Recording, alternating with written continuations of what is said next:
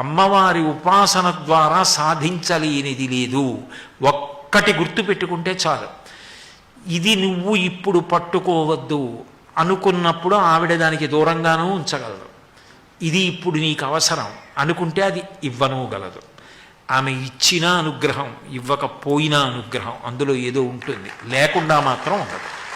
అది మాత్రం పరమ సత్యం. నాకు తినాలనిపించినా మా అమ్మగారు నాకు నువ్వుల గుండ అన్నం పెట్టకపోతే, నాకు వేడి ఇప్పటికే చేసి ఉంది ఇంకా తింటే దగ్గొస్తుందని మా అమ్మ పెట్టదు. మా అమ్మ పెట్టకపోవడంలో నా క్షేమం ఉంది. మా అమ్మ పెట్టినా నా క్షేమం ఉంది. పెట్టినా పెట్టకపోయినా ఆమె పాదాలు వదలకపోవడంలో భక్తి సంస్కారములు ఉన్నాయి.